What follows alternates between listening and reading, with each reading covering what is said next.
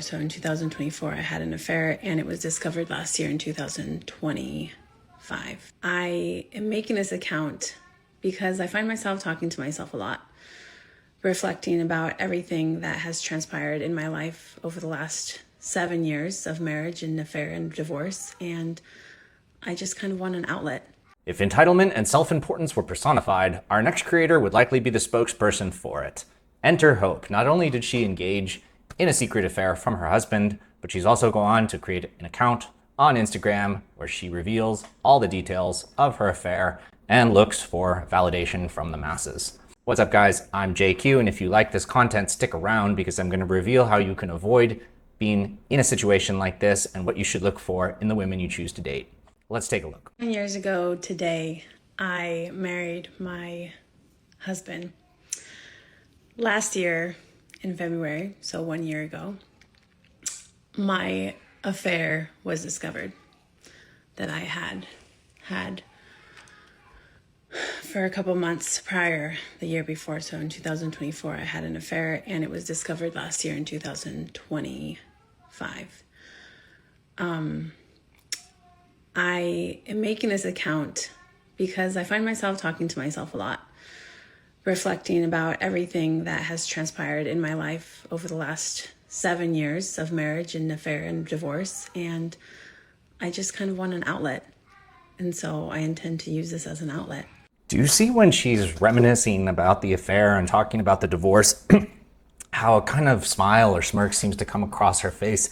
It's clear that she's thinking about it in a positive way. So rather than feeling ashamed or embarrassed that she betrayed her husband, it's almost like she's kind of proud that she did that, and she wants you to know that, and it's evident through her facial expressions and through her body language. I blocked all my family and friends and... Okay, she blocked her family and friends. I mean, what does she expect? Obviously, this was going to become known by her family and friends if it gained any popularity at all, and it has. Her very first post went on to get over 700,000 views, so it became super viral immediately after she posted it. This is a good example of someone who's just incredibly selfish. So not only did she completely humiliate her husband by cheating on him, that's the ultimate way to betray your husband, but she can't just let it go at that either. Now she's got to go online and spill all the details of the affair so that he can't even rest in peace. He can't even move on without hearing about this. All of his friends, all of his coworkers are eventually going to know about this account and all the details of his relationship. And it's just incredibly tone deaf and embarrassing and completely self-centered.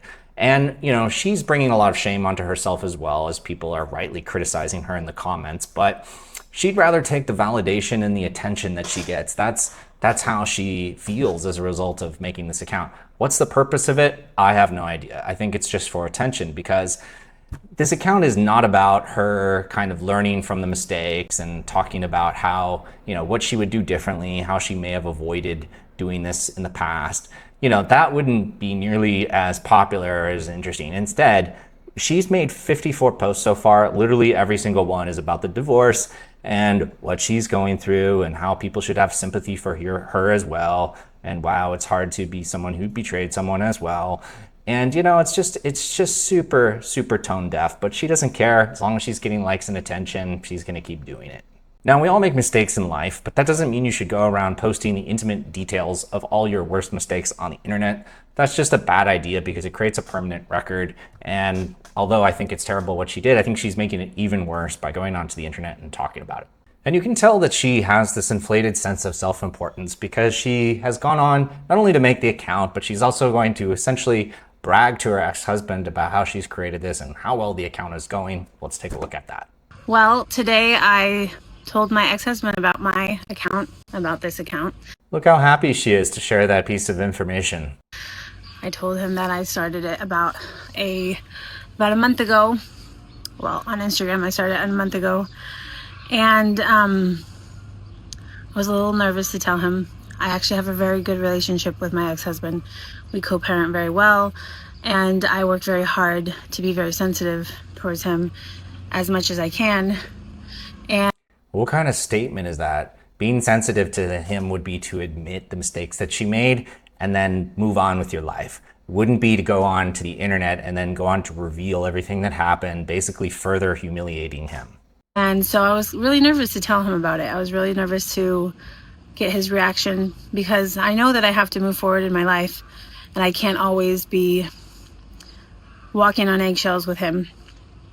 But at the same time, I know that I want him to know about this through me, not through somebody else. I don't want him to happen upon it and then be sidetracked by it. So I've been wanting to tell him for a long time. I just haven't known exactly how. And so I told him today. She even says in this video that they have kids together, which makes it even worse. So now her kids, I don't know how old they are, but her kids are eventually going to see this. Their friends are going to see it. Their friends' parents are going to see it. And this just creates a downstream effect that is just terrible.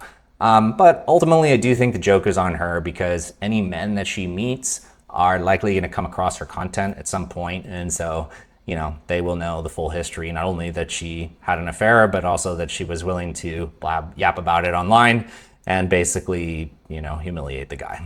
I thought it was also interesting what she had to say about the guy she had an affair with, is it kind of reveals just how she really hasn't learned anything from the experience whatsoever. Let's take a look at that. The case for my affair. My affair was very two-sided. It was very mutual. It was, in a sense, I believe that my affair partner fell more. What kind of word is affair partner? He's the guy that you cheated on your husband with. In love with me than I fell in love with him. I was really in love with how he made me feel. And just listen to the way she talks. She even believes the guy was more in love with her than she was with him. I mean, she just thinks she's the most special and important person in the world.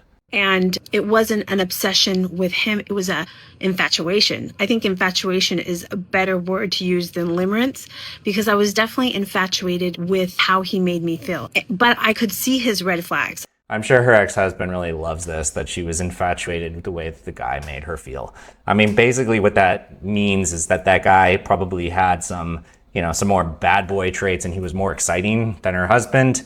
And, whereas her husband was more of a good guy. However, what I want to add to that is that somebody who is having an affair with somebody else is way easier for that to be exciting, because that guy's entire relationship with her, number one, is secretive. It's kind of, has a certain adrenaline and intensity to her. And they were likely just kind of meeting up to have sex and do things that were exciting. He didn't have to deal with her problems. He didn't have to emotionally support her. He didn't have to raise the kids with her. He didn't have to work and take care of things on her behalf. That guy just basically got to meet up and have fun with her. So of course it was easy for him to convey a sense of excitement and for her to fall in love with the way that he made her feel. Meanwhile, her husband is the one doing all the actual work in the relationship to support her. And it seems like in limerence, it's more of a blind love where you can't see past your own emotions and your own good feelings. You can't see red flags. I could definitely see red flags in my affair partner, which is one of the reasons why how I was able to end it, because I could see his red flags. I could see the things in him that were very similar to my ex-husband. And I could what is she even saying? That the two of them are similar, but then they were different? Nothing that she's saying is making any sense. But like almost every single one of these situations when, a woman or a man for that matter has an affair and then the marriage ends, those relationships almost never work out because they're not real life. Like I said before, when two people who have an affair with each other, they don't have to deal with the actual things that come up in life. They don't have to solve problems. They don't have to raise kids. They don't have to deal with finances. They're just meeting up for the exciting parts of sex. I don't condone cheating for either person in a relationship, but women cheating on men is the ultimate disrespect to a man, because men traditionally pay a higher cost to be in a committed relationship with a woman than women do. They're expected to provide, they're expected to support, they're expected to protect. Basically, they're expected to do a lot of the work. And in exchange for that, they'd like to have access to their wife to support, to be intimate with. And if she's giving that to somebody else, it's just the ultimate disrespectful and hurtful move. And this guy is likely going to feel hurt by that for the rest of his life. See that if I were to start something with him on an official way, I would probably end up in a worse situation than I had ended up with my ex-husband. And I knew I didn't want that, even though I felt so good with him, even though he made me feel so good. I loved the way he made me feel, but I could see the things in him that were not compatible for an actual long-term formal relationship. So there's a good chance that this isn't true. Once she actually got divorced from her husband, there is a high likelihood, first of all, the other guy could have been married. If he wasn't, there's a high likelihood that he may not have wanted to actually enter into a committed long-term relationship with her. For starters, he was already getting the best parts of the relationship from her: fun, exciting, intimacy, etc., without having to deal with the rest. And a lot of times people, once they are forced to actually confront those things, they don't want to deal with it. So as a man, knowing how this can destroy your life, you want to take steps to ensure that you minimize the likelihood that you ever end up in a situation like that. And I'm going to share some things you should be doing at the outset of your relationship and in an ongoing relationship to minimize that you ever end up in a situation like her ex-husband did. For starters, when you're entering a relationship, first of all, it should be the woman who asks you for commitment in the relationship. When that happens, you want to take a look at her life. And you want to look around and say, are there any other men in her orbit? If so, you want to let her know that you can't take her seriously so long as she has other men in her orbit that she's showing interest in or she's making herself available to set the standard up front that if she wants a commitment from you, then you are going to have an exclusive relationship with her, and that means she's not giving attention to other men. Number two, it should be clear from the beginning that her commitment to you physically and intimately is required to be in a relationship with you, and there would be no exceptions to that whatsoever. Number three, it's important to set boundaries with your serious girlfriend or wife, meaning you should not allow her to have male friends that she hangs out with one-on-one, should not be okay with her taking girls trips to places like Scottsdale or Las Vegas or places that are just known for clubbing and where there's going to be a lot of men around. Let her know that the expectation is not to put herself in situations where something like that could be happening. Given that they were not only married, but that they also had, it sounds like, multiple children together, she would have needed to be very creative in order to find time, in order to get together with the guy she was having an affair with. And so what that says to me is that her husband probably wasn't paying attention too closely to her behavior and what she was doing, which leads me into point number 4. Of course, in a long-term relationship, as the man, it is important that you continue to date your wife and that you continue to give her what she needs to be happy in a relationship. I'm not saying that women should just stick around if the man is not showing up and providing romance to her. It is important that you take her out regularly, that you find time to do exciting things with her. Otherwise, she is going to lose attraction to you over time, and you don't want that to happen. With that said, if you have made a mistake, do not go onto the internet and go through all the details of what you did and talk about it online. That's just tacky and in poor form, and it's embarrassing for everyone who's involved. There's no reason to do that, to talk about your past relationships and create a permanent record of that online. All right, guys, that's what I've got for you today. A couple other things to mention. Number one, if you're not on my email newsletter already, go ahead and sign up for that. There's a link in the description below. If you'd like to book a call with me, you can do so through the link below. And if you like this content, check out either of the other 2 videos. Thank you, guys. I will see you in the next video.